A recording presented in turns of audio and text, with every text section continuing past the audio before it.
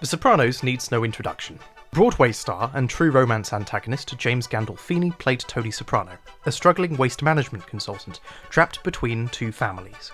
Under constant pressure from his colleagues and his mother, he snapped and started seeing a therapist. Over the 6 series and 86 episodes, Tony's friends and family learn and grow by beating each other up.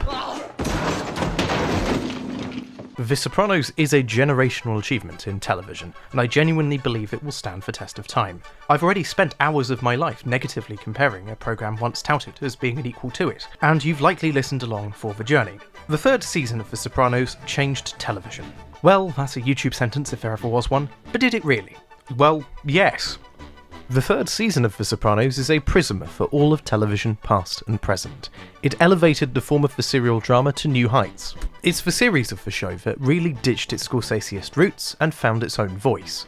And that voice is complex, cynical, soulful, poignant and endearing. Like an echo sounding out of a cave, it bounces off the walls and goes in many different directions. It is the reason that much worse dramas will sell themselves as the Brummy Sopranos, the Bikers Sopranos, and, lifting directly from a BBC press release here, the Scouse Sopranos. At best, they'll get one of those words I mentioned earlier, definitely never complex, obviously. If The Sopranos cut to black at the end of the 2nd season, it would be fondly remembered as one of the greats of the 1990s. I truly believe that the successes of the 3rd season pushed it to the position of being the great defining drama that shaped the medium.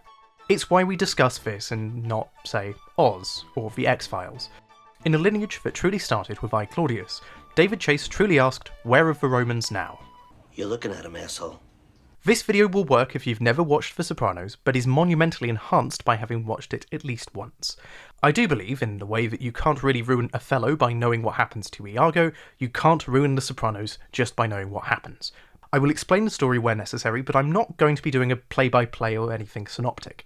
It is also far from comprehensive. There aren't many surprises, with the exception of possibly the final 3 episodes, and I will not discuss anything that happens chronologically after the 3rd season ends. If something is unresolved, then it is unresolved. There are so many strands and ideas that you could explore throughout the entire series that it is hard to know really where to go and what to start with. These are just a few readings of the show.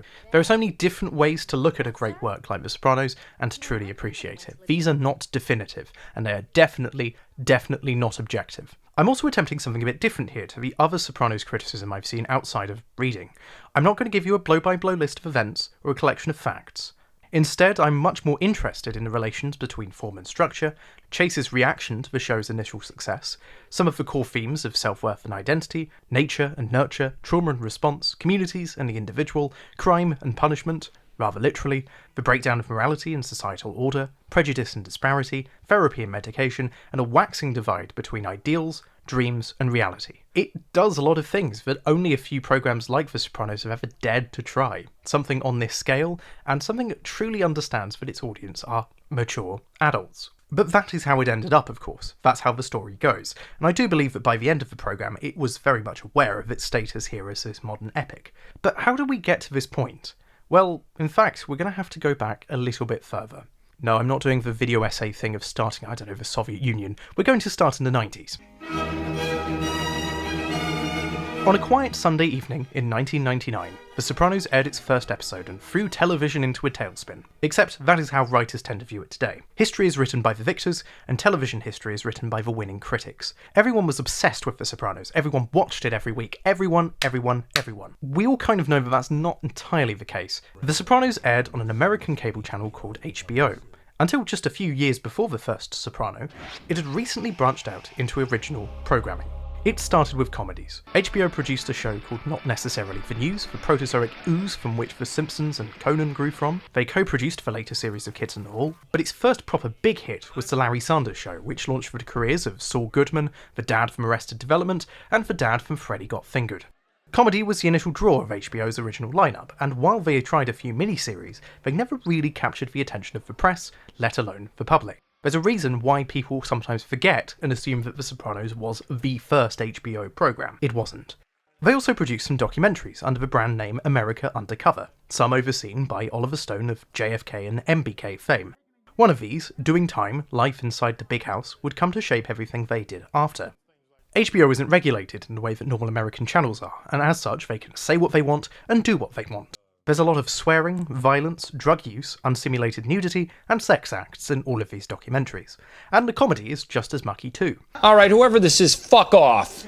Well, Seinfeld couldn't even say onanism in the contest, let alone describe it, or show it.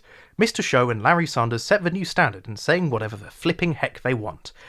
Hey, have you seen Hank's tape? Man, it's unbelievable. The guy's got a huge cock on him. That's something you really wanted to picture. The late 90s and early 2000s HBO lineup I think of as being one of the strongest periods of television quality possibly ever. There's a lot of quality stuff that made an impact. Mr. Show, Larry Sanders, Curb Your Enthusiasm, Carnival, Not You, 6 Feet Under, The Wire, Deadwood, and the show that started all of the dramas, Oz.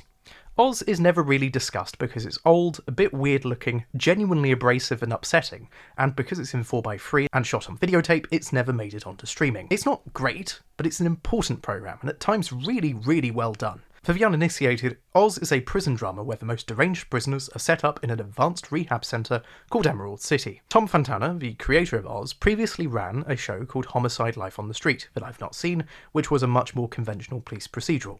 After pitching a show set in a prison to other channels, he pitched it to HBO, who loved the idea of making a fictional version of something like Doing Time, that documentary. To quote an Entertainment Weekly presser from the time, they embraced the idea because they'd had success with prison documentaries and movies, and they thought they had an audience for this. Oz is a quality programme undoubtedly, and its initial abrasive success convinced HBO execs to start funding pilots. A driving force in their early highs and hits is the archetype of the disgruntled showrunner. People like Alan Ball and Tom Fontana had been in television for decades, and they'd hated the notes they were getting from the executives. The true potential of their ideas was hamstrung either by the formats of television or censorious executives. And in 1997, conversations started between HBO and a production company that represented David Chase, who had recently built a pilot for the Fox network that they then passed on. Similar to Oz, they had previously made a television film on the same issue and thought that maybe this could work. This programme, then titled Made in America, would be renamed The Sopranos. Fox passed they said, we're not going to do the pilot. We're not going to shoot a pilot. Right, we're not going to shoot it. And so then Brillstein Gray took it elsewhere. And they took it to, I think, all the networks, actually, and they all passed. Well, it was fortuitous, wasn't it? Tremendously. I have to flag this interview with Peter Bogdanovich because Chase actually says all of the things that I said in the previous video about form and structure in about half the time. This interview also contains an interesting linguistic distinction that juts out, so I just have to mention this. Chase and Bogdanovich actively avoid calling The Sopranos television, as if it's a little bit beneath what The Sopranos aims to do. Chase loves to say little movies or films. What I wanted to do was make a little movie every week, even though these things are connected by their 13 little movies. Bogdanovich relates The Sopranos' construction much more to the television films he has worked on than anything else. And I think this in its own way was felt upstairs in the boardroom as much as it was in the writer's room. Something different was happening here on HBO. In 1996, HBO unveiled a new slogan to reflect their burgeoning forays into television without borders. It's not TV, it's HBO. Don't make me state the obvious. HB. Oh, poor you. These are films and experiences unlike conventional telly. Every work of theirs is stamped with this now famous 5 seconds. Amidst the chaos and white noise of conventional television, a cool oasis is found in HBO original programming. It's not television anymore. It's HBO. Semiotics plays a big role in the success of HBO because I think they might be the only American channel anyone outside of America really knows. It's that branding, that quality, and that attitude. Because it's not TV, it's HBO. On a subconscious level, I've wondered if this differentiation and brand power changes the way that people talk about works on HBO. Maybe it gives some of them a little bit of a free pass. Even something like Last Week Tonight, which could easily be on Comedy Central, is in a different league to the other talk shows it competes with because it's not TV after all, it's HBO. Mr. Robot can be on cable television, but that's barely a real programme compared to Westworld, because it's not TV, it's HBO. HBO's 90s programming eschewed traditional flow and structure and was created by a generation intimately familiar with the contemporary, stale state of affairs. Much in the same way that those of the Nouvelle Vague period of French film had worked or interacted directly with the previous generation of French films, it was their turn to rip things up and try again. David Chase wasn't writing diatribes in Cahiers de Cinéma, but he was definitely feeling that animosity about the way things were from an informed perspective. Even the comedies broke form. Mr. Show has a Pythonesque tissue that seamlessly connects every sketch together in a structuralist's wet dream. It's nothing like Saturday Night Live. Larry Sanders frequently blurred the line between reality and comedy, being half filmed on film and half filmed on video, for a very interesting look. Even more modern stuff like Last Week Tonight and The Rehearsal are fascinating when directly compared to the Comedy Central shows they have superseded. A segment from The Daily Show could never go on longer than 7 minutes. John Oliver can talk at you for half an hour because he can. And for Oliver, this has been a gradual realisation the team have found. Go back and watch the early episodes of Last Week Tonight, and they are so much more rigid. They are so much more like The Daily Show than you remember. Likewise, Rehearsal at times follows the exact same story and act structure that an episode of Nathan For You would have had, but you don't notice it because it's so much more seamless. And of course it's shot differently. And it's not television. It's on streaming. I can hear a member of the audience faintly whisper, "How is this relevant to season 3 of The Sopranos?" It helps us answer this big picture question. We must understand the world The Sopranos existed within to build a better understanding of where it will go next, and why what it did was so groundbreaking. The Sopranos is a television programme in cinema clothing. The Bogdanovich Chase interview highlighted a few things that I picked up on subconsciously about the show. The show lacks an original score, like a lot of Scorsese films. In fact, Chase corrects Bogdanovich's assertion that there's almost no score by saying explicitly that there is none. Notice there's very little scoring in the series. None. Yeah. Just like a Scorsese film. Chase's vision was, at some point in time, a film. The pilot of The Sopranos could have been edited into a brilliant TV film. And it is this understanding of the world that I want to frame my explanations and recap of the first 2 series with, and from there we can start to understand what the 3rd series starts to do differently, and how it truly transformed the landscape of television, if it did. Sure, Oz showed you could be shocking, but that's nothing. Lex was shocking. Prime Suspect is shocking. No, The Sopranos established its own methods of storytelling borrowed largely from the language of film, leaping a lot from Scorsese films, but also clearly borrowing from other filmmakers as well. It's only with the 3rd series that I think things begin to take its own direction, and its voice is truly established. The 3rd series is where questions really started to be asked about the integrity of the show, and what structure it could take from here on out. But before we get into the 3rd season, let's briefly touch on the formula established in seasons 1 and 2, because, for television, they are revolutionary in their own right. And after all, they're not television.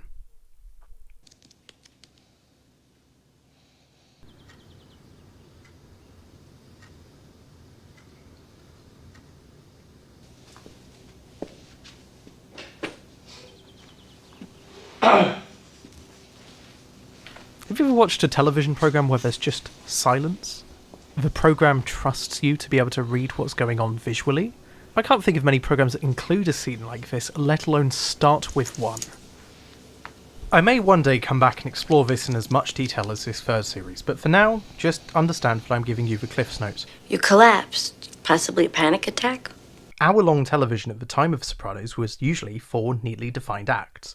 The show does follow a 4-act television structure, but the beats at the end of every act are missing, as I discussed in the hit Dexter Part 2, which you probably should go and watch after this. I wish I'd seen this interview when I discussed this previously, as Chase hated writing this way. Right, so 4 acts. That means that you would have to go to 4 climaxes, because generally speaking, before you go to a commercial, you want to give them a cliffhanger. You don't do that in this show. When you cut to the commercial, that's somehow, now it's gotten to the fact, that makes it a cliffhanger. You can go out on the guy drinking a cup of coffee, you go to the commercial, you think, gee, that must have been significant. Yes, right. A sip of coffee. Again, the irked and tortured television writer, who can't quite make it in cinema, seeks refuge in the anarchy of not television, but HBO.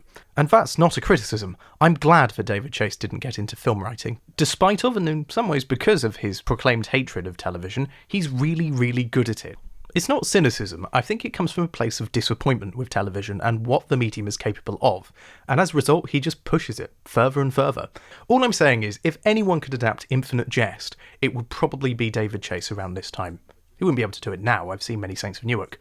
When I say The Sopranos is like a great work or a novel, it's because of the many threads that are going on at once. There are many different stories all interacting with each other in different ways that don't have to resolve at the end of an episode. Ideas and storylines carry on from episode to episode. That's not that novel, but it's not that they are always constantly building to a climax even. Things can spiral, things can accelerate and decelerate. Imagine if Rosencrantz and Guildenstern are dead actually happened within the play of Hamlet. And imagine there's 5 different Rosencrantz and Guildensterns, Rosencranting and Gildenflilben. You get the idea. In fact, I think there's a very compelling argument for the closest relative of a show like The Sopranos is in fact the soap opera. And speaking specifically about British soap operas here, what are things to be related to? I have an immense amount of time and respect for soap operas and people who work on them and people who produce them. As a format, they have a lot of freedoms that normal serial dramas don't have. And everyone in the process, including a viewer, can really get to know a character and really interrogate what they're all about. And well, Chase and the team managed to do it here in a serial drama. Sure, there may be some stones left unturned, but you really do know the characters in the show. You can get an idea of what they think, how they react to something, what their opinions are, even about things that aren't expressed directly in the show. You just kind of know. You get to know these characters in a way that very few serial dramas bother to try with. Most of the stories still follow a 4-act structure. It's not presented to the viewer in those terms. Instead, it feels like a collage of scenes and an ensemble of people. You're not sure what you'll be privy to or who you're going to see every week. There are never any season cliffhangers in the Sopranos world because it knows better. Season cliffhangers, or really any cliffhanger for that matter, are so deeply antithetical to Chase's vision. There is from memory 2 real cliffhangers in the entire show, both written by writers Chase would go on to fire because he hated the way they wrote. Every season has a clear beginning sequence and a clear ending sequence. No dead wives in a bathtub 5 seconds before it ends for a year. I think it's telling that there's about 5 or 6 different places where the show reasonably could have ended for the year. A lesser programme would have made them a shock impact cliffhanger followed by nothing. Where The Sopranos is different to a lot of dramas, especially American dramas, is that it really doesn't patronise you. It doesn't feel like it has to constantly get you on side to keep watching. I mean, you've managed to breathe oxygen on your own and drive a car and turn on the television, so really you don't need to be told how to watch something. You can just watch it, take what you want from it, and if you're paying attention, you'll be rewarded. I wish more programmes treated you like an adult. One of my favourite things about the way The Sopranos is constructed is the writers' approach to events and what they could mean. Chase, Terence Winter, all of the writers, had the idea of writing something down before going back to develop meaning, essentially psychoanalyzing themselves. A lot of the meetings between Tony and Dr. Melfi, I'll explain these people in a minute, can be read as the writers having a dialogue with themselves or the audience about what things could possibly mean. But it's never presented as objective truth. They are as much theories in the world that they're in as the ones without. The presence of other psychologists and psychiatrists in this world with their own individual interpretations of what's going on is further proof to this. It's one lens, one interpretation, one line of thinking heralded by the writers in that moment. Everything is subjective in the world of The Sopranos, even things that we see. We have no idea if that's exactly what happened when they're recounted to Tony and Melfi. On many occasions, we see a lie be constructed in real time and then unravelled in front of its audience. It's fascinating stuff. I really don't see another programme that really tried to do this in the same way. There's very few programmes that allow you to interrogate the thoughts and feelings of its main character, and there's very few that guide you through a framework of understanding that still requires you to piece it together yourself. It also doesn't make you like Tony Soprano. Yeah, of course he's fun, but you don't like him. He's not someone you want to sympathise with or be like, or worse, empathise with. We're given a rare opportunity in television to understand and interpret what Tony has to say without being told that we have to like or agree with him. He's the protagonist, but he's not someone we have to go along with. Now, of course, anti-heroes have existed in fiction forever, but especially in the more, shall we say, preachy realm of American television, this is quite the break. This is something different. This is where I feel like The Sopranos borrows much more from theatre than it does film and television. Specifically the works of Bertolt Brecht, and the epic theatre, and the alienation effect, also known as the V-effect or Verfremdungseffekt. To summarise it, the distancing effect is this idea of creating a situation where you don't empathise with the characters in front of you, but you're studying them. You're thinking about why they've come to that conclusion rather than getting upset on their behalf. It's a deliberately distant German way of doing things. Doesn't that describe the therapy scenes to a T? At no point do you really feel sorry for Tony, but his situation is presented to you for you to take something away from. With one notable exception, you don't really feel much sympathy for Melfi either. She constantly throws in glib and aloof references to literature and concepts, completely lost on someone like Tony, which he then completely misinterprets. It's more like a hotel at Cap d'Antibes. It's more like a hotel at Captain Teebs. Who's he? And that's just writing and performance. In terms of actual production, minimal sets and things that remind you that you're watching a play. Now, I'd argue that Melfi's office is so completely unrealistic that you are taken out of it, but that's by choice, that's deliberate. It feels like a soundstage that they've put some chairs on. Yes, it's there to make Tony feel small. Yes, it's there to remind you that the world around them is bigger than both Tony and Melfi and whatever goes on in this office. But there's more to it. It's kind of making you aware that you're watching a television programme and you're getting a lens into something you shouldn't really be seeing. It's always strange to me that in the Bogdanovich Chase interview, they're not in Melfi's office. That seems like the most obvious stagey place. Even the structure of something like The Sopranos is much more reminiscent of epic theatre than television programmes before or since. With 2 or 3 notable exceptions in television, very few feel like epic theatre in this way. Very few feel like a large story that is being pieced together, where you're given a puzzle and you're expected to assemble it yourself. The therapy scenes aren't just killing time or exposition, they contain as much action or plot progression as a burst of violence can. These scenes are as long or short as they need to be, and the 2 of them can just talk freely. This is a running theme with every story beat or scene in The Sopranos. There's no minimum and definitely no maximum. This even runs to the episodes themselves. Some are long, some are short. The Sopranos is influenced by a lot of obvious things, but I would argue one of the most important influences was I, Claudius. Chase says that he borrowed a lot from I, Claudius the book, but I would argue that he takes considerably more from the much more interesting loose adaptation and miniseries from the 1970s. We have I, Claudius, the British television programme, to thank for much of modern television. I love I, Claudius, and one day we'll talk about it in as much depth as this, but for now all you need to know is that it's a family drama about power and politics. I wonder how it could have possibly influenced a family drama about power and politics. Claudius is a man in the Roman period in crisis. He suffers from a stutter and stammer that affect his ability to work, his family life, and his role in the burgeoning Roman Empire. This is Rome at its peak. He, along with many of those around him, are haunted by his scheming and controlling grandmother Livia. Claudius manages to survive the odds and makes it to the very top of the chain of command, but it's a struggle. He lives in constant fear of assassination, action against him by the guards, the Senate, or worse, his own family. It's paranoid, but deeply charming and gripping television. And also quite funny. It's also presented in a very modern way, with modern camera direction, influences from other works which we'll get to, and the style of writing is deliberately very modern. I, Claudius as a work has a real lack of pretension. It's very, very accessible. There are conversations that could have happened at any time. Everyone's an actor in Rome. There just isn't enough work to go round. Theatre isn't what it was. No. And I'll tell you something else. It never was what it was. I, Claudius, in many ways, is the masterclass or blueprint for an ensemble cast production. The dozen episodes span around 70 years and contain a varied cast of Britain's finest actors. And yes, every single one of these people has done Hamlet. You just know it. I, Claudius was so ambitious as an idea that they weren't really sure how to do it, so they turned to something very, very interesting. In 2 weeks of rehearsal, we were dreadful. Sean was all right. Derek was all right. I was the worst. We just couldn't do it. There's no reality. And they got Jack Pullman in. And Jack Pullman says, I know exactly what you're going through. He said, I couldn't write it until I thought of the mafia. They played it in a way influenced by the mob, especially this recent hot film called The Godfather. This rich film filled with theatric talent and a new, much more fleshed out and psychological depiction of not just criminality, but the American Italian culture that surrounded the underworld. I can see how this started to influence things. It's the small things. It's the big greetings. It's the ideas both spoken and unspoken of respect, an internal logic and ethic to the world, loyalty and family that are given a life otherwise not explored before. When that young man went out of his way to insult me. He was like a son to me. This in turn influenced I, Claudius, and naturally both of these came to influence The Sopranos. I mean, after all, Tony's mum is named after Livia. And with that, we should probably talk about the cast. The ensemble cast in The Sopranos is the best in anything. A truly incredibly talented cast, made of old stage professionals, character actors, and musicians. They can be usefully sorted into a Venn diagram. There's his family and the family.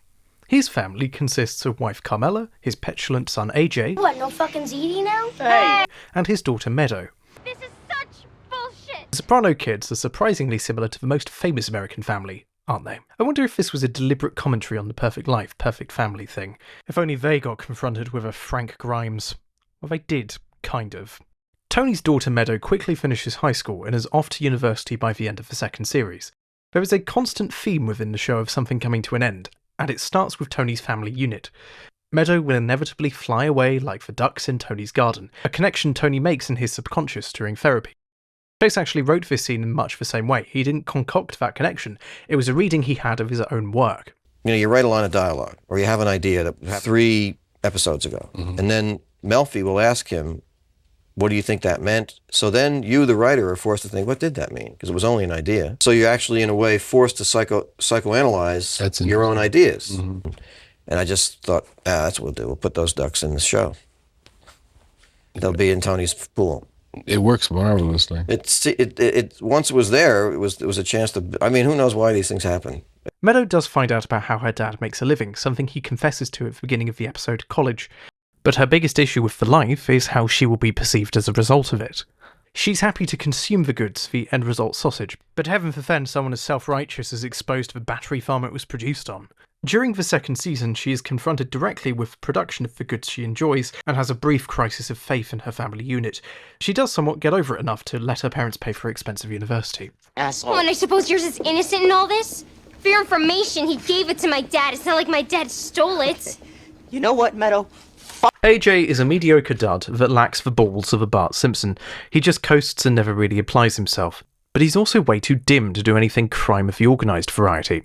And there's also Carmela, who is just as bright and capable as Tony, but is a housewife, so she's consigned to doing nothing. One could be forgiven for expecting a Lady Macbeth role from Carmela, but I think she's so much more than that. She's not interested in Tony's life, she's interested in his preservation, and by extension, preservation of the family unit. Her concerns are more about maintaining order within her own family, and in the long term, some form of repentance. She tries to have an affair with a priest in a desperate attempt to ascertain some meaning in her life, but of course it doesn't work out. She is challenged by the life she lives. The gaudy opulence of their shallow lives really has got to her soul. We'll get to that as time goes on.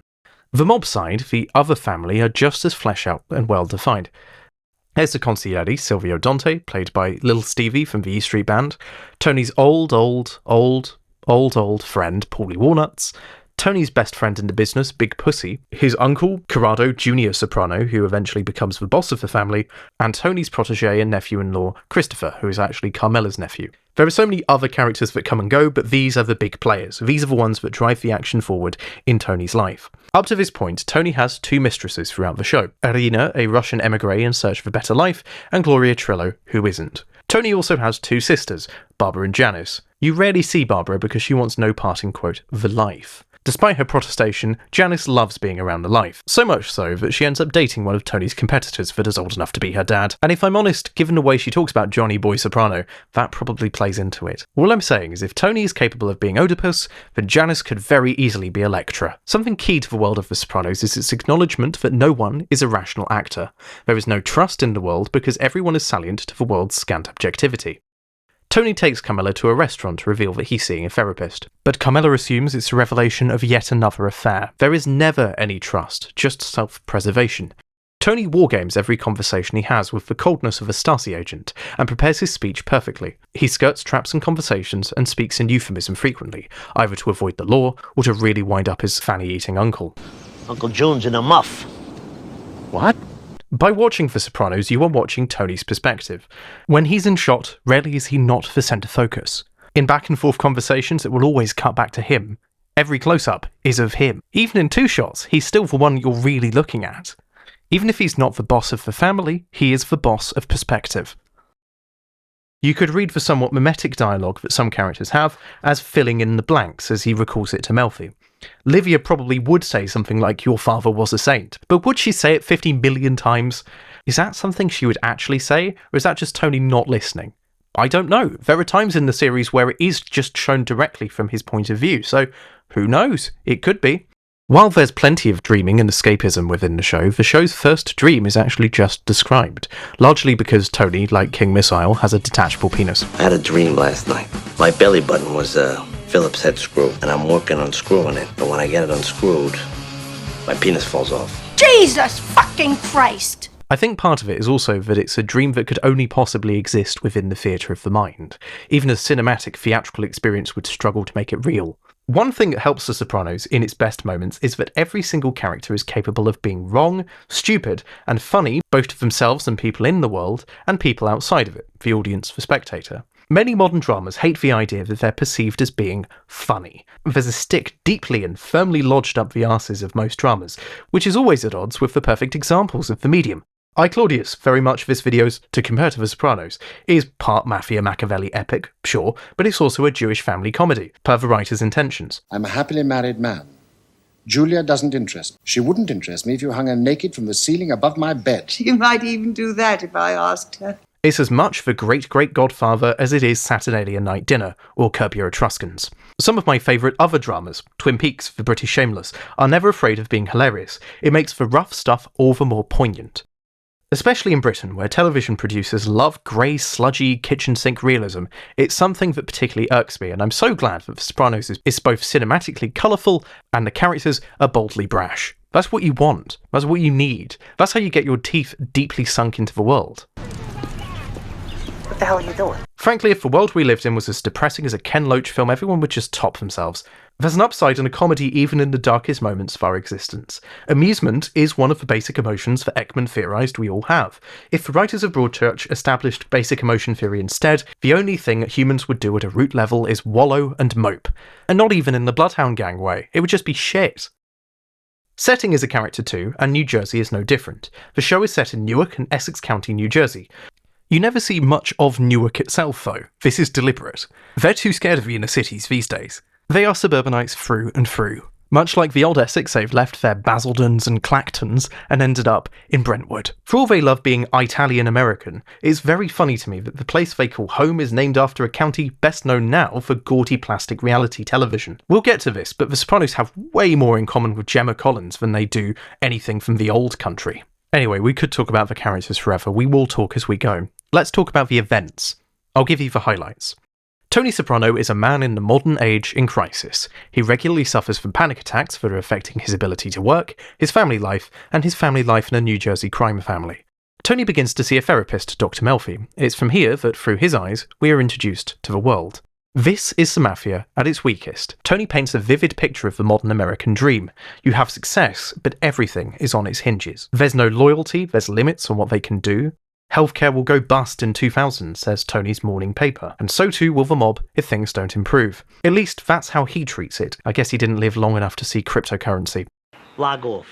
That cookie shit makes me nervous. The pilot, unlike most of the series, is structured more like Casino or Goodfellas, and is very chipper work compared to what's to come. Tony narrates it Goodfellas style as well. So you had coffee? Right. Tony narrates it Goodfellas style, and there's lots of non-diegetic music. Music that's not in the scene the characters are actually in. This doesn't really happen much outside of this episode. The first 5 episodes are probably the most self-contained in the show's run. There's the pilot, Tony's trouble getting a car back to AJ's teacher, the mob's trouble getting a get, there's Mir, the old mob boss dying, leaving a power vacuum, and Tony checking out universities with his daughter, and also killing a rat. Those are just the main thread, and arguably one of those isn't even the main thread of the episode. I'm not sure what episode 2's main thread actually is, because there's so many different main threads. And that's not a criticism, there's just so many different stories with equal weight and equal importance going on at once. It trusts you to be able to find a through line. Each of the early episodes establishes its conceit early on, and it's neatly, or unneatly, resolved by the end of play. It's conventional in that sense, but it's not TV, it's HBO. You can watch Lil Stevie from the E Street Band get sucked off by someone half his age. Freedom! And of course all of the fucks. The most famous and noteworthy of these 5 episodes is College, which people claim kind of changed television in its own right. This is the thing most people point to with the question, when did The Sopranos change television? And I don't think they're entirely wrong. It's important, but pacing-wise, I actually think the therapy scene at the very beginning of the series made more of an impact on how people write. I think it did help in making a lot of screenwriters feel comfortable with silence. Words are meaningless and forgettable after all, so it's better to enjoy the silence. I don't think that College is unimportant. I think a lot of the ways that it explores some of the ideas it has are novel and different for television, but I don't think it's genre-defining by any means. But of course, that's just the first 5 episodes. Over the next series, things start to unravel, and the less self-contained nature of the early episodes begins to completely give way. This is where I think The Sopranos really started to develop into a continual serial drama. I would also argue that this is where the real freedoms that HBO offers really started to take effect. It's not regulatory freedom, it's structural freedom. Not having to base your show around advertisements is something else entirely. You're able to do things that you're not able to do in the medium, and very few people had done before. For example, there is an entire episode that revolves around Christopher Moltisanti's decision to execute someone very early on in the pilot. 7 episodes later. 7 hours later. The guilt he experiences as a result of his killing is on his mind, and throws off his ability to work. It is admittedly used to contrast Tony's easy answer of being able to see a therapist, that Tony is able to escape this reality that Christopher has to wrangle. Chrissy will then go on to have his own storylines that dominate episodes, but this is a very early example of that perspective being momentarily taken away from Tony. What I will say is when things are taken away from Tony, they will eventually come back round to helping him in some way, or aiding in developing his character as well. Every single one of Chrissy's little mini adventures, be it becoming a music mogul or trying to make it in Hollywood, all ultimately impact Tony, and the fallout studied is Tony's. This brings us back to the main central mob intrigue.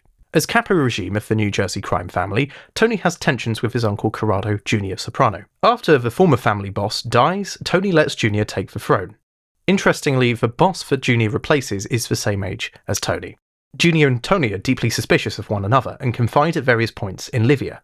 Livia plays them off each other, and eventually, as revenge for being put inside of a nursing home, Green Grove is a retirement community! Sorry, Tony. She convinces Junior to have Tony whacked. It also comes out that Tony sees a shrink, and Corrado eats out the one woman he's brought home, probably ever. Junior and Tony have a tussle, and Tony's faction decisively wins. And on top of that, Corrado is then arrested. Interestingly, in that episode, both of them are given the opportunity to flip and tell all. Corrado is of a generation to never cut a deal under any circumstance. Tony's generation love to profess loyalty, but they all pine for a Henry Hill development deal. Both say no, but there's a moment where you think briefly Tony might flip. Livia's worst mum in the world mug couldn't come soon enough. And take the carving knife and stab me. Here. She's only ever miserable, pushing everyone against each other, but it's never made clear exactly why. We're given some ideas, and in therapy it's explored, but we're never given a true answer. Is there a big reason for her conniving? Revenge? Power, possibly. At least her Claudian namesake has the pretense of trying to groom an heir. Is this revenge on a way of life that has arguably robbed her of her family? But there's no one answer. It encourages you to think bigger. Tony then prepares to kill her, but gets stopped. They did originally plan on having her killed off at the end of the series, but because of Nancy Marchand's incredible portrayal of Livia, they kept her along. She's just too good at being her. So she stayed another day. That's not the only intrigue in the series, of course. A lesser show would just have that as the plot. Tony's best friend in the mob, Big Pussy, may be a rat, and this causes Tony to lose his mind. His uncle's after him. He's overdosing on lithium, and he ends up hallucinating a woman he tries shagging. He's trying to contain who knows what about his psychiatrist. He tries to make sure that nobody knows anything. This ends up with Dr. Melfi being forced into hiding as the war escalates, and Tony has to dramatically come out as using a shrink in a scene that is really like him coming out as gay. And I mean, it's hardly the only bit of homoeroticism in this world. Take your clothes off. Look, Paulie, I appreciate it. Take your clothes off. It turns out Tony's friend Big Pussy is not the rat. He does disappear for reasons that are, frankly, not that important, and this guy, Jimmy, is instead the rat. He also tries to fit into conventional Italian-American society with people not in for life, but he feels like a circus animal destined to offer cool mob stories. Admittedly, a large part of it is because he's written off the real world, and he has his own slur for people who have integrated into American life. It's what my old man would have called the Wonder Bread. He eats his Sunday gravy out of a jar. Tony burns down the restaurant of his old school friend Artie Bucco to avoid Artie's restaurant being the scene of a hit, which of course gets lost in translation once Artie finds out. Artie somehow manages to survive doing this. Carmela almost has a bit of a bromance with a priest. They develop a very strong relationship. She confides in the priest that Tony's up to no good, and, well, like every other man in her life, he takes advantage of her weakness. What I will say is eventually, over the course of the series, is that Carmela begins to learn to stand up for herself. She even confronts the priest, whom she notes is doing the exact same routine that was done on her to the other mob wives. Carmela is also frequently frustrated by Tony's behaviour and actions, and a pervasive theme through every interaction that they have is the deep lack of trust. Carmela doesn't trust Tony. She abides by him. When she finds out that Tony's therapist is in fact a woman, she loses it. Not because the therapist themselves is a woman, but because she knows that Tony can't keep it in his trousers. She can't trust him to see a professional professionally. It's that poor. Also, Junior is apparently less of a man for performing cunnilingus. I'll dwell on this properly when we start talking about absurdism. This ends the first series and moves us gracefully into the second series. We have a rhythm, we know the characters, and how they'll interact. The second series is largely occupied with the fallout between Tony and his mother, two idiots trying to rise up the mob world, Tony's suspicions about his friend Big Puss, and a recently released from the can mobster trying to integrate into modern life. And later on we'll see Tony extort his friend Davey and essentially ending his friend's livelihood. In possibly the most rousing anti-gambling campaign ever. Richie Aprile, the mobster who's come back, is one of the show's many new characters that feel like they've been here from the beginning. He's not grafted in, even if he's never mentioned before, and he's a great addition to the conceit of the modern mob rule. He is tradition, and Tony is the modern way.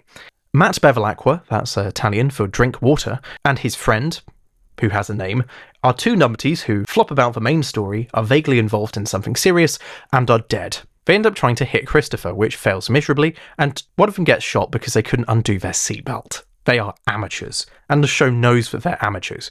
It's almost like a response to fans online who are thinking they could be a Soprano associate. This is how it ends up. Richie starts disrespecting Tony and dating his sister Janice.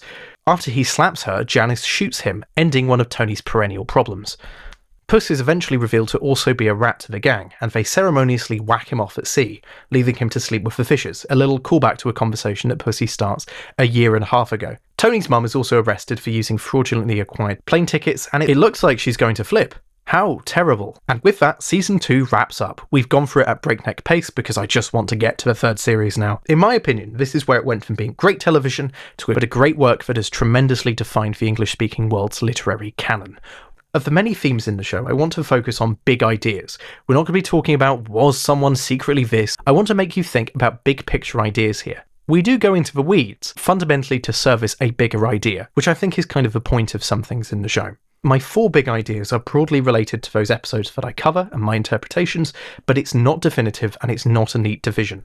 I'll also cover stories within them, but I will also say now that I'm openly leaving big parts of the show out of my discussion. If you've not seen it, there's so much that I'm not going to spoil, and there's so much you can still enjoy. Maybe I'm leaving it to cover another day, I'm not sure yet.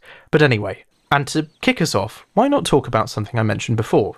It's all from Tony's view. It's all from inside his head. Everything is about him, him, him. What if suddenly it wasn't?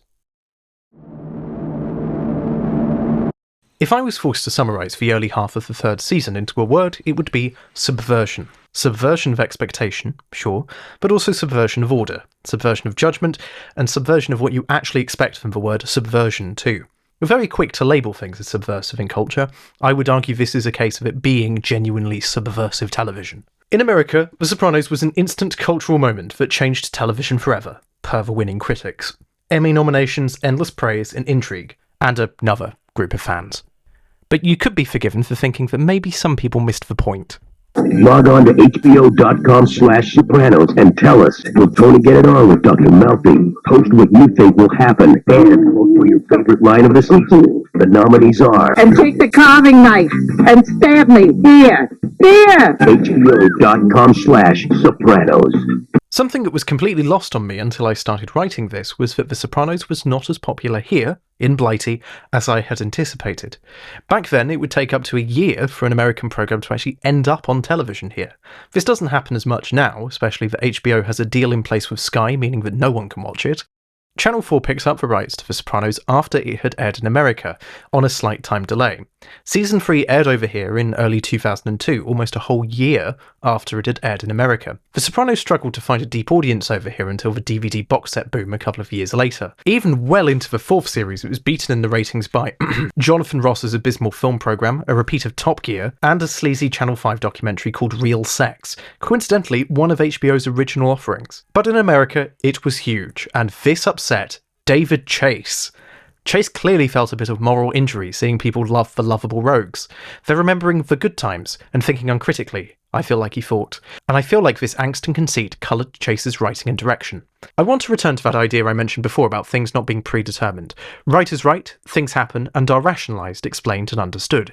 We see some of this self-interrogation in the therapy sessions, after all, so let's also join in on that afterthought understanding. I think Chase's main aim of the series was to undo the collective security, understanding, and for lack of a better word, love for the characters people had, providing a more complex series of characters. I think that this manifests itself in the way that perspective is changed physically. How we see them changes as much as how we want to see them. The Sopranos was not just written by Chase single-handedly. In the first 3 seasons, Chase and HBO let go almost all of the original writing staff, with the popular consensus being that they were not quite up to Chase's snuff. Chase has gone on the record to say as much about Robin Green and Burgess. I don't want to delve into the personal lives of professionals I've never met, but I do wonder if some of the reasons that Chase canned the early writers is because they were at odds with Chase's slightly more cerebral and cynical vision for the show. The more literal, more soapy, slightly embarrassing episodes tend to be written by the people that were dismissed. I do understand why you would get rid of the writers behind massive genius. I personally don't think that Green and Burgess are that bad. I think in fact they add a level of depth that the show wouldn't have had otherwise. They're able to portray the realistic how the sausage is made part of the underworld effectively. Their skill is portraying the horrible stuff really well. I'd also argue Robin Green, as a woman, probably was instrumental in helping shape the women characters and giving them a voice that wasn't just in service of what Chase had in mind for Tony. But anyway, let's talk about the first episode. Season 3's premiere episode does something fascinating to me in that it largely ignores The Sopranos, at least from the perspective we're traditionally used to and primed for. I'd argue there's one subtle visual clue as well. We're in the golden hour when we first see Tony Soprano. He picks up the newspaper and then hard cuts to a cold, sterile office. This is a cold, hard, sterile reality. The dream that we've been living for the last 2 series is over, and it unravels from someone else's point of view.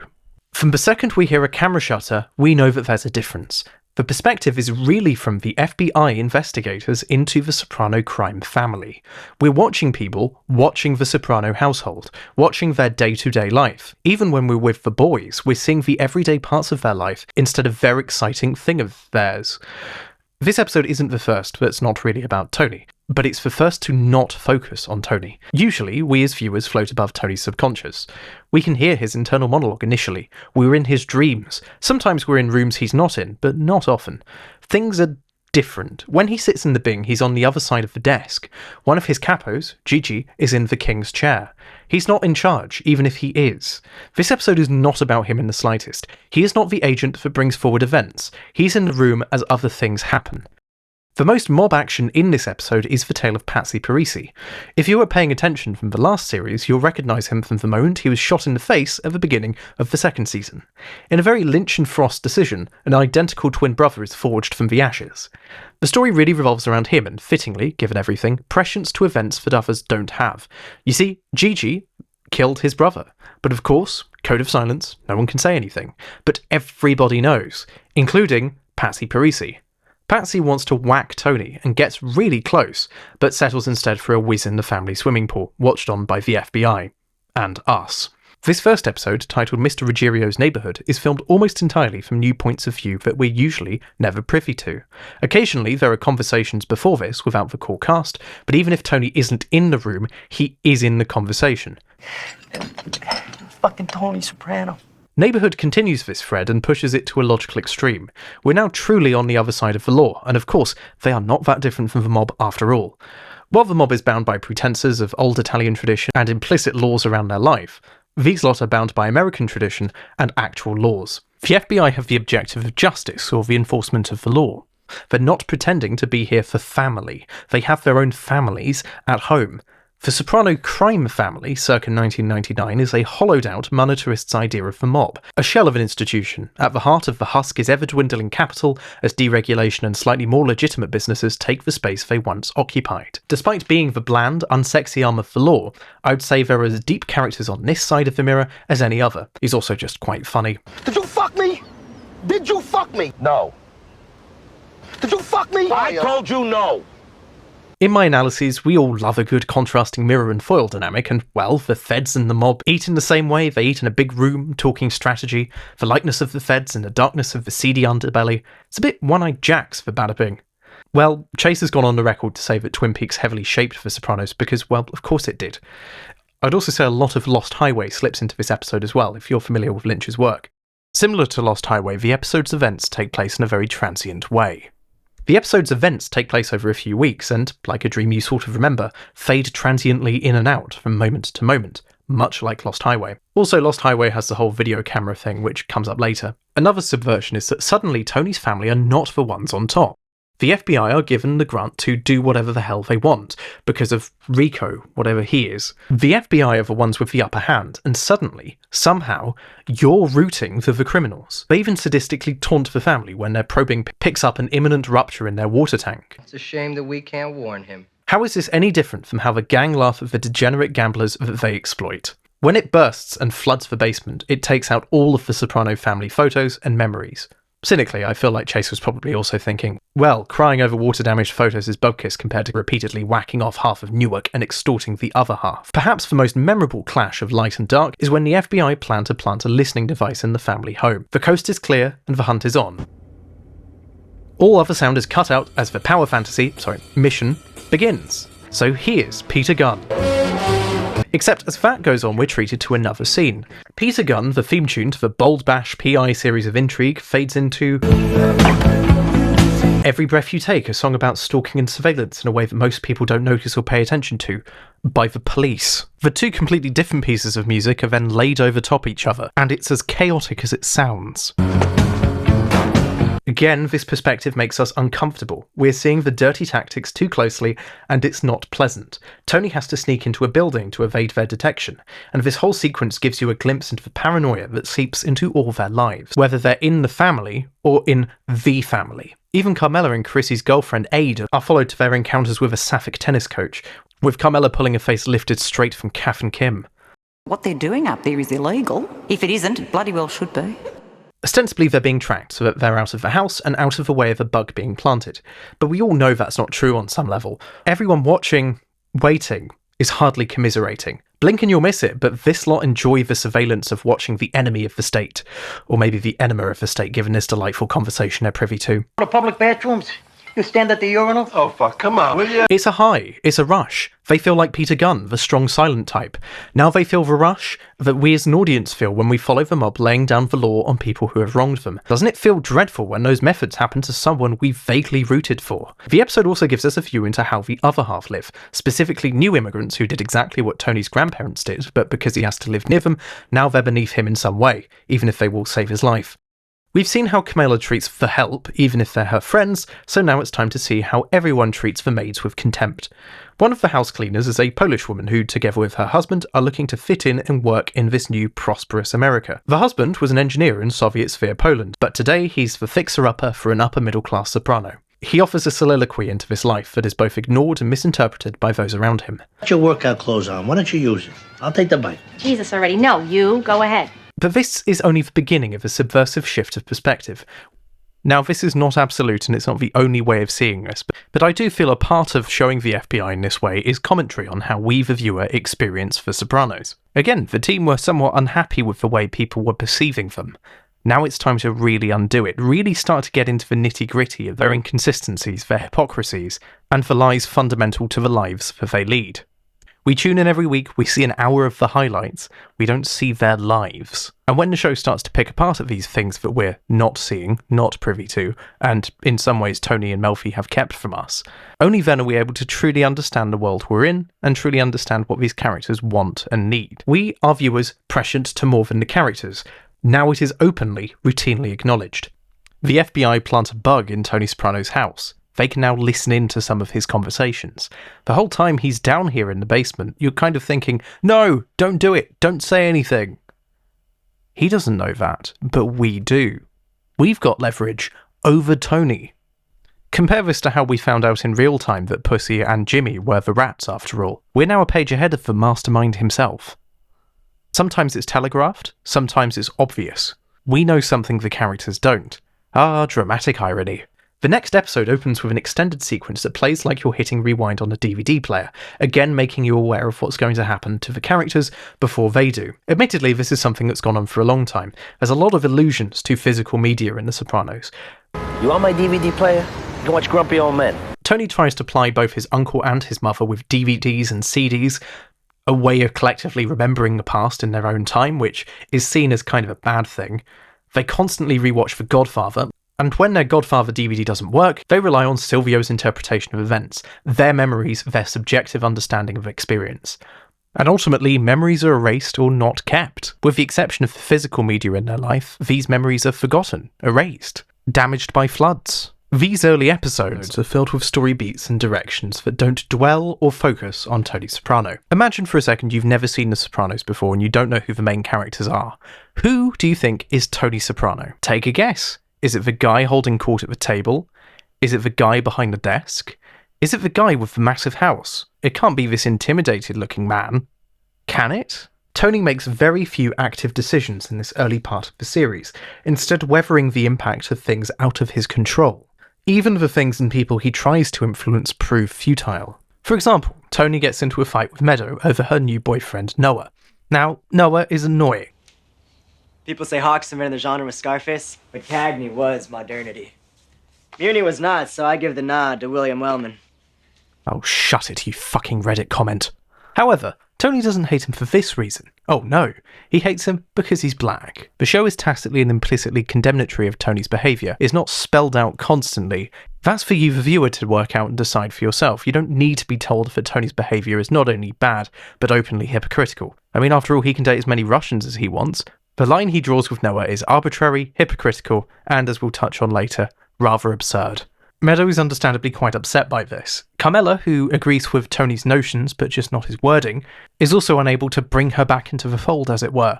Meadow is trying to carve out some independence, and in the process cuts off some of the ties and power that Tony has over her. It's never quite the same again. We see this extensively from Meadow's point of view and perspective. We spend a lot of time with Meadow at university, something we've never been privy to with the Soprano kids. When their school career does come up, it's usually in relation to how Tony can fix something or how it affects Tony. In this case, it really isn't.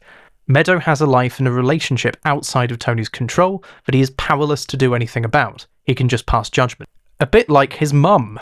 Tony gets into a beef with Noah, pulls out some pork from the fridge, sees a packet of instant rice with a black man on it, and collapses in panic.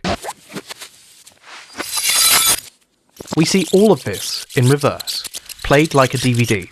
The only thing we don't get to see is Tony's justification for why it happened. This will come to be explained away in therapy much later on, and when I discuss absurdism in part 2, this is going to come up again. You've been warned. This second episode introduces us to new series character but not quite antagonist, Ralphie Cifaretto.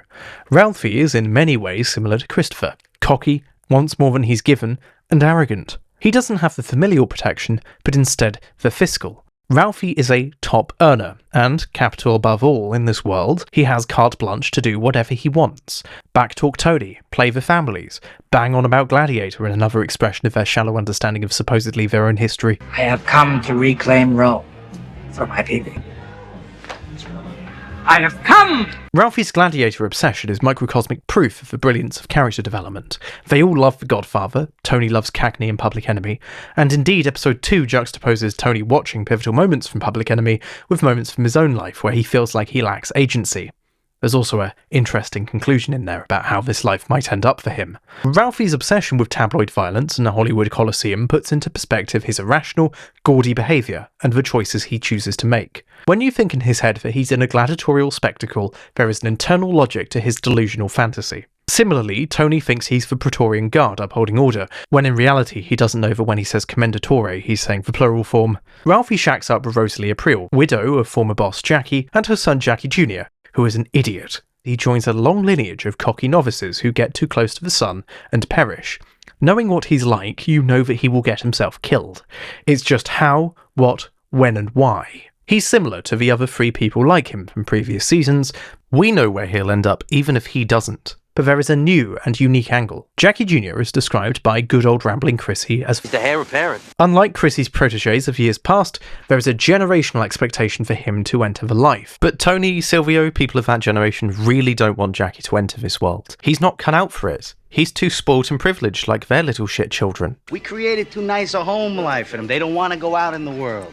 But even Tony can't stop this little twerp from messing up his life. In these first episodes, it culminates in him robbing a charity concert looked after by campus security and, I'm not making this up, Perez Hilton. Tony is a passenger to his own life.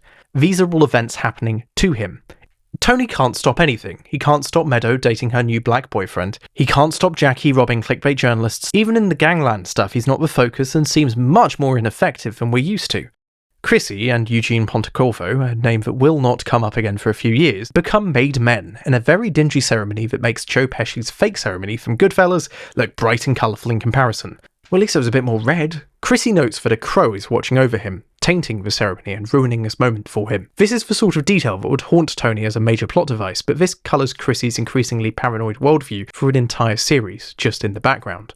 We've always seen him as somewhat poorly committed to the life. From the very beginning, he was looking to go all Henry Hill on them after all. But now that he's truly in the fold, it feels tainted. After he was shot in the last season, he mentioned a vision of hell. Whether this actually was hell in the world of the show is left up to the viewer's interpretation. But either way, he shared it and it had an impact on those around him. We do see a Chrissy dream sequence once before in the series expressing his regret over killing a man with a name that sounds like email.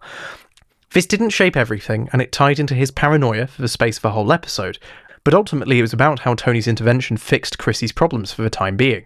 Tony never finds out about the crow. Despite being family, despite sharing everything, despite this being a ceremony where he's even reminded to tell Tony of his problems, Chrissy never says a word. It's like an unspoken power dynamic has changed that shifts how we feel about Tony Soprano, but also how Tony Soprano actually is in this world. Yes, this series is filled with the events you would come to expect from The Sopranos. This series does have some action and some violence if that's all you're watching The Sopranos for, but this series shows us these moments of greatness, if you will, in context with the mundanity and everyday decision making that we have oft avoided, the waiting before something happens, if you will. When I was in sixth form, I read and subsequently fell in love with Journey's End, a war play that really acts as a study of waiting. There is scant action, just conversation about the potential for action and action past. The first few episodes of this season really remind me of Journey's End. We're in between moments of action and true deliberation, and we're watching more of the everyday. This isn't forever, of course. There's quite a lot of shots of watches and clocks, far more so than before. Much like Journey's End, things progress over time. We wait for Tony to take some action. Will he? Or more importantly, can he? Tony does commission a hit, ostensibly for someone not even in the world. Vito, another gangster who will become more prominent, implicitly gets Tony to commission revenge on a man who clubs his brother half to death. Tony gets an older man to do it, presumably to put pressure on his son, Bobby, who is also Junior's carer. This does give us the best action scene in any television programme. So well constructed, so well shot. It goes from Scorsese to Tarantino to, well, it's well David Lynch to have an old man shoot everyone, act like nothing happened and then light one up. Junior, of course, played a pivotal part in the first season, actively enforcing his new rules after taking the throne and pushing the mob in the direction best described as a bit shit. With his arrest and his crew completely dismantled and disarmed, he is boss in name only, and lives in his dated 50s house with Bobby to look after him. He occasionally makes rulings, but he has no consigliere to bounce off of. He has Bobby, his carer, and that's about it. Junior's life occupied a large part of the show, as did his decisions. He, unlike Tony, is actively robbed of any agency at all over his life by circumstance. I would argue that Tony is instead passively robbed of expression by perspective. In the prior series, we are living directly through the eyes, vicariously, of a master manipulator, but that has taken a backseat to events he can't control. At the end of the first series, Tony makes the choice not to kill Livia. At the start of this series, off-screen, Livia dies. Oh, your mother died. You're kidding. You got a fucking smile on her face! He gets an opportunity to control the funeral, but even lets go of that. Except her death is not quite off-screen. Livia's final appearance is at the start of this episode, where we are introduced to the actress Nancy Marchand's posthumous final appearance, a computer-generated composite with dialogue taken from old reels and spliced together. Thanks to modern editing techniques, we can use existing footage to complete the film. Watch! Don't wave your hanky at me. I've always held that this is in slightly poor taste, and given that she dies off-screen moments later, I've never understood why they bothered to go to such expense on this groundbreakingly dreadful computer graphics. If this was in a dream sequence, I don't think it would be treated nearly half as bad. There have been some pretty poor moments of CGI in the show's history, but that's just being of the time that it was. Tellingly, people were critical of this moment at the time. In the research period for this video, I spent a lot of time trawling the old newsgroups to have a look for interesting perspectives, things that may have not survived the test of time. Some people really hated the perspective shift at the time, but when it comes to Livia's death and this CGI scene, it's interesting that the opinions here at the time are essentially the same as they are today, with little evolution. Tony Soprano was kind enough to post to the Usenet boards himself at the time with his insight. Adriana and the tennis instructor. Lesbo action. That's always a good thing. One idea I really liked came from the user Odis41101. Barring that, a radical approach to the same scene may have worked better, playing the scene from Svetlana's point of view and confining her to the kitchen. So we hear Tony and Livia's conversation, but we don't see it. Svetlana is the cousin of Tony's former mistress Irina, and is also Livia's live-in carer. And you can sort of picture this scene quite well, can't you? Just a shot of her smoking in the kitchen, reading a paper, maybe green onions playing in the background as we hear that argument, maybe some Kino, Svetlana. I feel like the Nashik Glazak would fit really well here, in our eyes. What are you gonna say from now on? You never stated those tickets were stolen, Capiche? I mean, it would be in keeping with the ideas previously established. Why should we be privy to everything that ever happens? We are small fish, watching smaller fish, going up against bigger fish constantly after all. Livia is an unspoken force of evil in Tony's head, per Tony of course. Even the room she isn't in, she still felt. From beyond the grave, even. And of course, that's not the only person that occupies Tony's thoughts like that, even at his mother's funeral. The ghost of his best friend, who he had to shoot because he was a rat, still lives in Tony's head, but we don't always see that perspective, not until later. It's important to mention the shadow that Nancy Moshon's unexpected death cast on the show's production. Chase clearly wanted to see Livia testify, the ultimate betrayal or potentially the ultimate gift in redemption, but she died before he could write it. There is a lot left unsaid or unresolved by her death, in a way that actually is much more truer to life than a death that was planned in the show could be. Death and its shadow are a pervasive theme throughout the entire show, of course, but grief especially plays a big part in shaping a season. As a brief aside, the series begins and ends with two funerals, one that nobody wanted, and one arguably everybody was hoping for. Both gone too soon, but one actually important. One dwelled on repeatedly with the fallout being genuine trauma, and one played for laughs. Both requiring drugs to get through it, just one leaving you devastated. We'll talk about that second funeral at the end, but it's a mirror worth mentioning. Livia's funeral is something that people, frankly, hated the idea of, even Livia. No one wanted to go. They feel forced to. It's societal expectation, in a world in which society has almost rotted from the inside. I think some of the tilt away into the other women in the show is possibly a result of this Livia-shaped hole, in a way that directly mirrors the natural impulses of someone like Tony. Well, his mum's gone, let's find a mum substitute, and it isn't Carmela. For you! With Livia's passing, a world ends inside of The Sopranos. A time, a yesteryear that is now completely lost. We see it one last time when Tony and his sisters visit a funeral home from the Godfather universe. We never see that colour palette again, save for one flashback later on. Tony needs a new hate figure in his life and immediately chooses Meadows' boyfriend. Yes, he's pretentious, but the biggest issue for Tony is that he's a black man.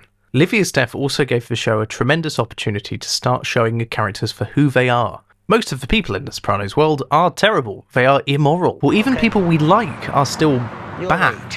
They do bad things. You can't hide behind Livia anymore. There's no blaming mother today. Well, with Livia gone, who else is there? Well, half of the cast for one. Women are given a conflicting amount of agency in Soprano land. Of course, the men buy and pay for everything, and even in death, the wives are looked after. But the women are free to run the house any which way their husbands want. They have to put up with their shitty husbands, their weird work hours, their abusive tendencies, but they're free to micromanage their children or spend their leisure time bitching at each other about each other. I mean, it's all they possibly could do, right? The men in the world, much in the same way that they act like they're hemmed in and done over by the law, act like they're hemmed in and done over by their shrew wives. The problem with this, of course, is we see it from their perspective.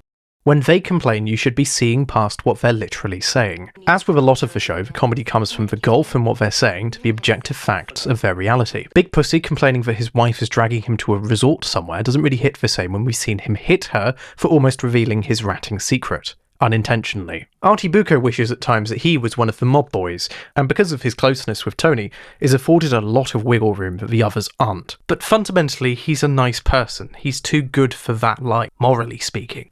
Or is he? His closest trait to them is his contempt for his lovely wife Charmaine. Charmaine in another life dated Tony and ditched him because she didn't want to be a made man's kept woman. Instead, she chose agency, freedom and independence, and found Artie Bucco, a chef who cooked for the love of cooking first and family tradition second. We both made our choices. I'm fine with mine. Artie goes off her when she is reticent towards his flattery tactics and whorish desperation to enter a business relationship with the Sopranos, where it is abundantly clear that he'll be treated poorly. And of course, Artie's reaction to this? She's a my fucking wife. This is an important thing to dwell on that I'm sure will affect this video's monetization. I don't care, frankly, because we're all grown-ups and we're all reasonable people. If this bit is cut up or affected, subscribe to the Patreon to see the full thing uncut. I love cut as much as the next Glaswegian, but I think it's important to note obviously Americans have a much deeper, guttural and sexist use of the word compared to us here in Blighty, where it's pretty divorced. What I will say is either side of the pond, it is one of the few words that actually has any weight or impact left. The reason I bring this up is that the series contains more cunts than a vagina monologue. The misogyny deeply rooted in the American sensibility of cunt is constant. But think of the times it's used in this series of the show. It's significantly more than any series past. I just think it's fascinating because once again, it's playing with perspective and it's playing with who you sympathise with and it's playing with how you understand these characters. And the use of what a lot of Americans would consider the most offensive word and definitely the most sexist word in their language tells a tale that we can use to infer other things about the world. For the longest time we've ignored the ugliness, or worse, explained it away. We know that this is how they see the world, now we're actually confronted with it. And they're not hiding behind a few Italian loanwords here. This is a real deal, it's English, and we can all understand it. And for American audiences, be genuinely horrified by it. You've taken them at their word for so long, here's what actually happens behind closed doors. And with that in mind, here's the cunt list. After Livia dies, Tony goes to a therapy session. He calls her a cunt and regrets it because it's uncouth. When talking about Big Pussy's widow, he calls her Big Pussy's cunt wife and immediately regrets it because he knows it's not true. There's plenty more times in this series, far more than the first two put together. Chrissy calls Adriana a cunt in what started as a fairly light-hearted conversation about their sexual history that devolves into a psychotic slut-shaming outburst from the idiot junkie shitbag. Silvio calls a young stripper that he's trafficked a cunt. Paulie calls a Russian man he couldn't shoot a cunt. And most notably of these, Junior describes Tony as being, quote, a cunt hair away from being in charge of the entire family. And I am not here. What's interesting to me about it are the women who call other women cunts. Svetlana, Livia's carer, calls Janice a cunt for stealing her prosthetic leg, and if that piques your interest, go and watch the programme to find out more. Tony's new girlfriend at the end of the series also calls his old girlfriend a cunt. I would argue these two are some of the most emotionally honest, if not still dysfunctional, and consequently bluntest members of the cast. It figures that their language is the most accurate to their feelings, and the harshest one can expect. From a European perspective, divorced from the guttural sexism and leaning into the absurdity of calling someone a genital, Janice Soprano, Christ alive, what a cunt. There's no other word for it. She's cantankerous. She's truly dreadful, somewhat sadistic and conniving, and as equally evil as her brother. Not better, not worse, just the same. They're two sides of the same shit coin. I've always found her scheming very entertaining though, and for self-preservatory logic that is no different to Tony's, I've always enjoyed watching unfold. She doesn't have this pernicious need to try and justify everything she does in the name of the family, like some people we know. She justifies it to herself, and that's it. She doesn't really care if anyone buys it. Tony's all about face, Janice isn't, but the two of them have two faces each. What I'm trying to drive at is there is actually a degree of reclamation going on here, and stern condemnation from the other female authorities in the men's life. And surprisingly, despite everything, they do on some level listen to this. His what wife?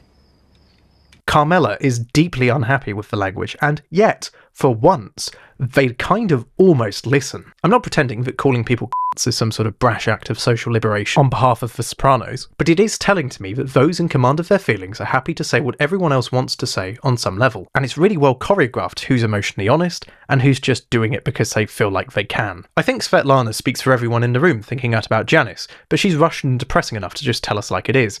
Tony grovellingly needs permission from his friends to use strong language. Strong language he doesn't even mean, it's all performative, it's for show. Like most of his life.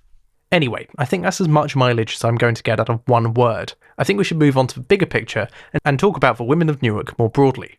I think the show, in its usual somewhat cynical way, does have a lot to say about women, intentionally and unintentionally. But I do think the show does a fantastic job of showing that women are as capable of the same lives, the same integrity or lack thereof, the same agency or lack thereof, the same sexuality or lack thereof as the men. The femme sopranos are locked in their boxes, sure, but they are actively part of the world they choose to entertain, enjoy and partake in. Carmela receives monthly installments of blood money. Curiously, Charmaine is the only person remotely willing to question this. She's sort of trapped in several boxes here. It's not like she can go and do anything about the life that she's adjacent to. But, in her own way, she can have some fun with it. Two guys over there at that table? Yeah? I think they're FBI. I'm kidding. You could read Charmaine in a few different ways. For example, you could read Charmaine's actions as more amoral than moral or immoral. You see, she's had that life, she's tried it out for herself, and she didn't like it. It's all about preservation. She wants to keep Artie's life safe and their kids' lives safe. Again, I really actively struggle to think of a show where people are treated in this very, if not equal, equitable way. With the aforementioned shift in perspective, we're also given an insight into Carmela's existential crisis. There is a deep emptiness in the life that she leads. She's tried religion, but that's not fixed it. She's tried okaying therapy, and it doesn't seem like anything has really changed. She is still rattled with guilt, and it's this guilt that has eaten away at her soul. As a result, she's plumbed the depths of consumerist conformity. She attempts and pretends to exist in high culture when in reality high culture would reject her on the spot. It ultimately culminates with a very plastic identity, her love for plastic music, her love for plastic fashion, and her love for plastic art. Not literally. I've always thought that this is an interesting mirror to Irina, Tony's girlfriend from the first two series. Nothing, it just reminds me of David Hockey. Between the two of them, I feel like the show is gearing you to have some sympathy or potentially empathy for someone like Irina or someone in Irina's position. She's someone actually hard done by. Carmela has made an active choice almost to be stupid, and in fact this is almost reinforced. It's revealed that Carmela actually went to university. She's university educated. That's cool. What was your major? Business administration. And yet she's chosen to live a life where she doesn't have to think and only has to spend. I'm not charging you because I won't take blood money. You can't either. Another key subversion of expectation happens in the 5th episode of the series, Another Toothpick, in which Calm eventually gives couples therapy a try. Our rather literal Mother Courage has entered the halls of the Effect. She has, in effect, invaded the safe space established between Tony and Melfi, and by extension the audience. She does give us a new lens for interpreting Tony's actions and what they could possibly mean, but she also gives us her own expectation. The way that women judge women in The Sopranos is always very interesting to me. There's a sliding, snidey bitchiness to, say, the Vesuvio tables that they inhabit, but yet ultimately they do still care about each other, like if Calm going to therapy would be taken way more gracefully than within the mob, where it's treated like going against God, at least to her face. Clinton? I can't stand that woman. You see, she wouldn't be keeping up appearances, and appearances are everything, even if we all know that inside is a deep, desiccated husk. And the father of appearance is expectation. There is a lot of expectation in the world of The Sopranos, especially for women.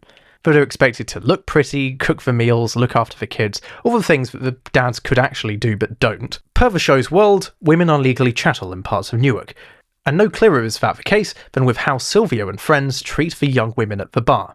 They are essentially treated as financial investments that they can penetrate at will. Let's be clear here, I'm sorry this is going to ruin part of the fun for you. Silvio traffics women, and with the aiding and abetting of his Ghislaine Maxwell, this gimp at the front of the bar, he prostitutes them in order to get his cut. In fact, this is elucidated rather glibly by the barkeep, who gives girls, well, something for his end. It's $50 to me, plus a blowjob later on. If there's anything at any point of this process that can be exploited by the parasites, they will. The mob juice Georgie. Georgie gets juiced in one way by the girls in exchange for them to also get juiced further by the mob. This is something that classically the show never bothers to dwell on until this perspective shift begins. Its fear of losing you is gone. Its fear of keeping you on Tony has gone. You've seen what he's like. Now it's time for the moral judgment. This will not put you off. Instead, it will challenge you. You can justify a few gamblers. Now justify this. And the gumption to do this is something worth discussing and something respectable. Very few shows have ever tried to subvert people in this way. Imagine the show as a court case. The first two series are the defense, the apologia pro mafioso meo, if you will. This series is the prosecution, with the depth and cynicism of showing off how pro fratria mori isn't that dulcere decorum est after all. Also, they'd call Wilfred Owen a fanook. The next section deals with some very weighty topics. Now, I'm not going to do the usual YouTuber thing and censor it. If we're going to talk about it, we're going to talk about it. But if you do not want to see this, please skip forward to this time. Thank you. Violence against women did happen in the prior series, but again is not dwelled on or meaningfully depicted. It's callous. Furio, the Italian intern brought in as muscle, beats up a woman, but the show uses this really as an end to show his might against Chrissy's lack of resolve. And Janice gets attacked by Richie, but she shoots him, and again it's presented in terms of how it affects Tony Soprano. To quote Tony's mum, "Poor you." not the woman who had to defend herself from a predator. Again, it's all reasoned away with excuses. Robin Green and Mitchell Burgess were presumably a little bit miffed by this slightly cavalier portrayal and decided, in a similar way to how the show showed up close gambling addiction and extortion, rape and exploitation up close as well. Sexual violence and violence against women is depicted in multiple different awful ways in the space of 2 episodes. These being University, which tells the parallel story of a bada-bing stripper named Tracy and Meadow, and Employee of the Month, which tells the unexpectedly parallel tales of Dr. Melfi's traumatic rape and Janice's exploits. On the way home from work one evening, Dr. Melfi is assaulted. We see it, and it is horrible. In a painfully stark way, we then follow her to the hospital, where she's aided by her son and husband. They are perfunctionarily angry at what happened, and truly helpless to fix anything. As non-criminals, they rely on the justice system for answers, but much like 19 out of 20 rape cases in my country, it is lost in the system, and justice is lost. Whilst recovering, Melfi confidently tries to repeat her routine. She gets there. She builds her life back up. Eventually, whilst at Subway, she sees a photograph of her rapist, celebrated as an employee of the month. His name is Rossi, which annoys her husband, who is initially Melfi's husband, thought the rapist was a Latino man. When he discovers he's an Italian, he's almost more disgusted by that than the thing that happened to his wife. This comes at a time where she had begun to make significant progress with Tony too. That's in tatters. But because of the perspective we're given, it isn't about Tony's life at all. It's all about Melfi's life. And of course, she knows that she could tell him. She confides as much in her own therapist, and in a dream imagines that the rapist's penis is bitten off by a lion. An interesting parallel to something Tony mentioned when they first met. For the first time really ever in the show, a major protagonist in The Sopranos has faced an actual moral injury and injustice. Melfi's rapist Rossi is released, and instead he's out there. Who knows what he could be capable of? But what we all know is that Tony Soprano would absolutely kill him. He could whack him, maul him, whatever. He could go tomorrow. But Melfi never tells Tony. I mean, you want to say something? No. The Usenet threads at the time were livid of her silence. I disagree. Melfi has struggled to build her life back together on her own. She doesn't need Tony Soprano to do it for her. Where the men have failed her in life, she's been able to succeed on her own. Her silence would break this perspective, because finally, he'd have something over her. He'd have an in. He'd have a quid pro quo that he could trade in at any time. If this happened in the second series, I think the handling, the angle the show would have taken, all of that would have been completely different. Ultimately, it would all be about Tony's attempts at revenge, or maybe with an air of intersecting it directly with the mob world. It would be in service of Tony's growth. Instead, Tony's growth in therapy is stunted by this, an event completely out of his control. Melfi was going to hand him over to a behaviourist, but that never happens now, directly because of what happened here. This, though, is purely from Melfi's perspective. In a previous series, her tacit alcoholism was treated as an inconvenience. A series later, and the perspective shift that has been ushered in has allowed us to truly understand her thoughts and feelings. The show may be Sopranos, but this episode is Jennifer Melfi. Tying back to the central theme, it is things like this that I believe truly open doors for television that I don't think could have been done as well in an ensemble cast before. The Sopranos was fearless enough to gear towards a rape revenge storyline with a Sopranos level of violence of brutality, but then goes in its own direction, and indeed poses the audience a moral dilemma, uncomfortable questions and even more uncomfortable answers. This is exacerbated by the story that it violently flits between. Janice steals the prosthetic leg of Livia's carer. In her usual way of being vile by means of sterile medical language, she manipulates the carer out of her home, and as revenge for Svetlana's sentimentalism, steals her prosthetic leg. Unlike Melfi, Svetlana and her cousin Irina, yes, that Irina, are out of options, and so they ask Tony for help. He declines to help them, so they get the Russian goons in to get it back. They break in at night, they restrain her, and beat her up. But we all hate Janice. You people really so callous? Fuck you, you are callous. Svetlana said it, she's a after all. This scene is in the same episode as Melfi's rape, and I've always thought it's interesting that these two events are so close to each other structurally. There is nothing titillating, vengeful, or justified about Melfi's assault, but we're set up almost, because of Janice's ways, to accept, nay even support, her comeuppance. What if they raped her too? Would we accept that as an audience? Would we downplay it? Would every comment ever be, what happened was awful, but ... I could see a world where that happens. There's also several hard cuts from Melfi's traumatic situation and recovery to the strip club and men discussing business. A desperate attempt to cut back to what was once normal no longer has the meaning it used to. The perspective has been shifted forever. These are all conscious and subconscious choices by Chase, Green and Burgess, and the rest of the team. We are wanting this release, but why are we wanting this release? Melfi doesn't want it. She knows she can have it, but she doesn't want it.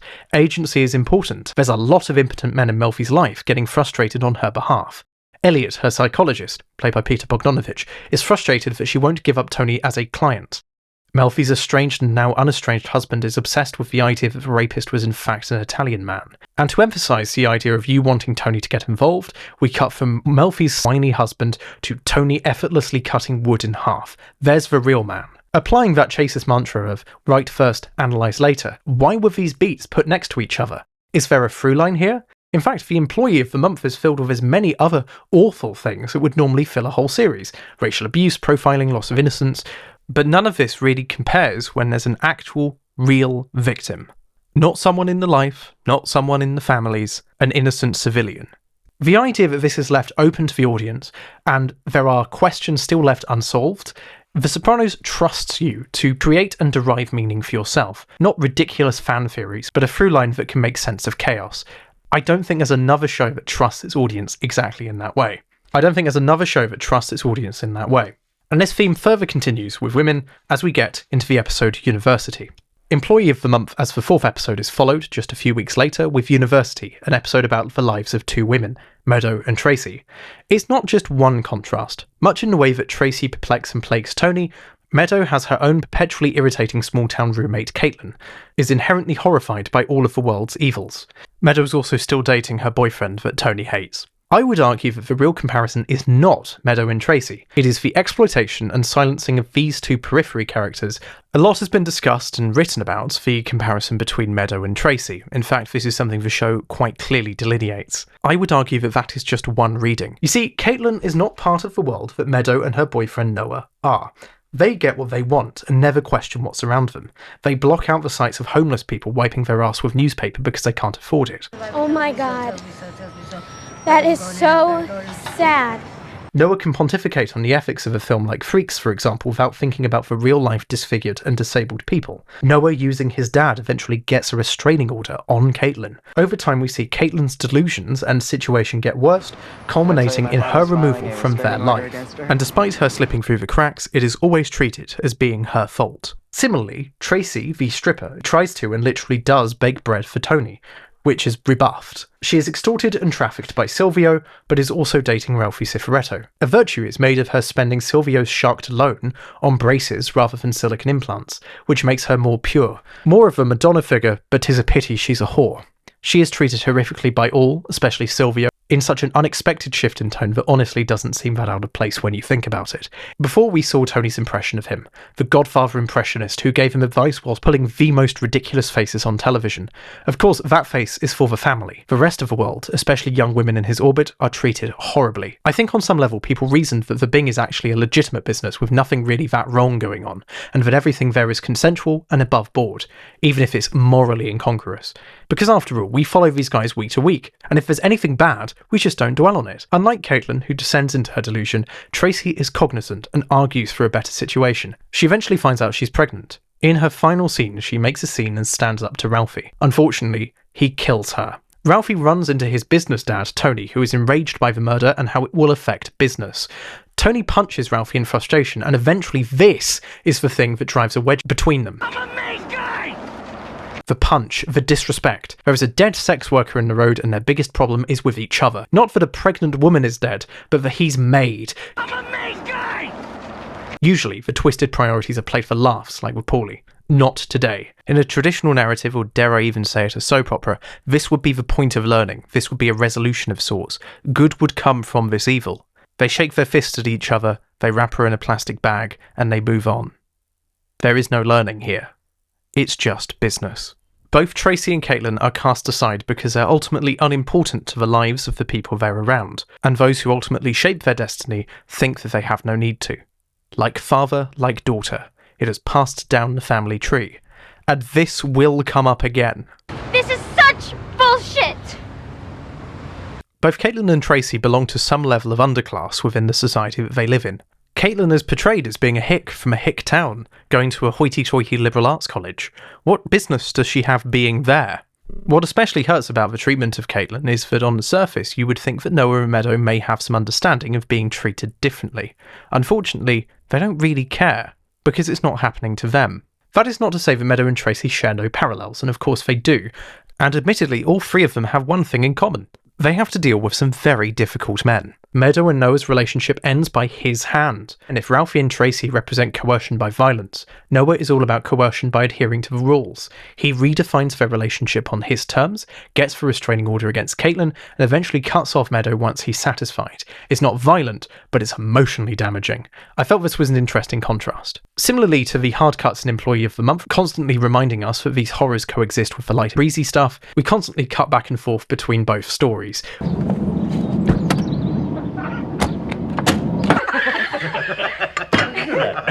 Despite it really being their stories, Caitlin and Tracy are treated by the cast at large as being unnecessary, a hindrance to real events when they themselves hold the power. These two minor characters have been given an equal voice and footing to the series' lead. They are one of the many voices that, when added together, gives us a new perspective and understanding of the characters we know, the setting we have already established, and the reality of the world we've come to enjoy. And to tie this all together, I think there's one Usenet post that sums up what David Chase was really trying to do here. Does Chase hate men? Now he's even got Silvio delivering the smackdown. That was rough. That was disappointing. Not Sil too. Say it ain't so. All the small things are on display here. For 2 years, we've seen the concentrated and somewhat protective view of the characters. Now we see what they're actually like. If you're suddenly offended by what they're doing, that's on you for giving them a free pass the whole time.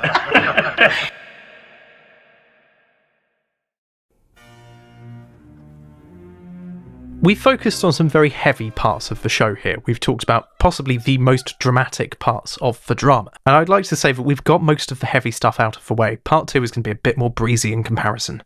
And I must apologise if you've had to skip parts of this and feel like you're slightly robbed of a long video. I don't think it's entirely fair to cast these episodes as just being this, just being drab or depressing. Going back to something I said when we were discussing comedy and drama, the lighter stuff helps the darker stuff land and be more poignant. The show is still very approachable and very funny. Even Tony, at his absolute worst morally, is still funny. There is still a deep absurdism and tragicomedy to everything that happens in the world of The Sopranos. We will touch on this in the second part when we discuss absurdism, but I think it's really important to note.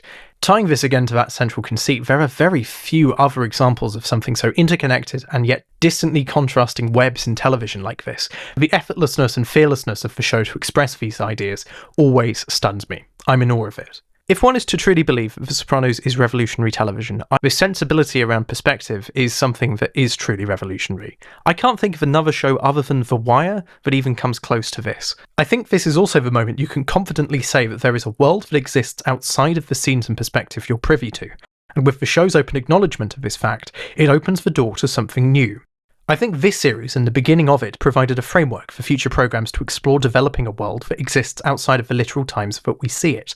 Think of how The Wire shifts in perspective from season to season, but how all of these ideas never stop existing just because we don't see it. You are now openly peering into an hour of their lives, a small window through a binocular lens. Something I do find interesting, and I really have no other place to bring this up, is that novels have never really struggled with some of the conventions that, say, The Sopranos is desperately trying to introduce to television. It's almost like it had to be learned again, and I've always found this curious. With the exception of the Sopranos team, have any screenwriters read any books? It can't all be advertiser pressure, surely. I'm not trying to say that all television programmes need to be rapid postmodern deconstructions of everything ever. I'd also argue The Sopranos is very against that idea. But it's honestly worth thinking about why a show is not willing to push the buttons, or to translate it to internet. Why don't more television programmes troll you? Because that's what David Chase is trying to do on Sublevel. He's trying to get back at you for liking Tony Soprano. You only like what he wants you to see, after all. This is what he doesn't want you to see, and it's bad. At least that's my reading of it. We the people demand more from our television, and we the people demand more from our media criticism too. It ushered in a form of storytelling more close to epic theatre than conventional episodic drama. Is that how it was seen in the writer's room? Well, probably not, but this is the end result. You don't think of it in terms of 4-act structures anymore. You think of these mini vignettes and small stories as part of a grander work. We only see parts that we're allowed to see. We know that there's more going on. There's one scene that really drives this idea home for me, is when the mob, the FBI mob, bug the house with a listening device. Because of the law, they must turn off their listening devices if the conversations aren't criminal, and they have to wait 2 minutes before they can start listening again. They get a small window of conversation, just like we do as the viewer. We're watching them get that small window, and they have to wait 2 minutes. In their world, they have to wait patiently for the juicy stuff to happen. We don't. From episode to episode, events happen outside of our direct knowledge and our control. Initially, they're presented to us in terms that Tony can understand or describe to us, but now, the gloves are off. Tony is as out of control as we are. Absurdism, rot, guilt, panic, existentialism, cancer, dreaming, the great escape, and the collapse of the American dream. All this and more glum stuff coming in part 2 in a few weeks, probably. See you then!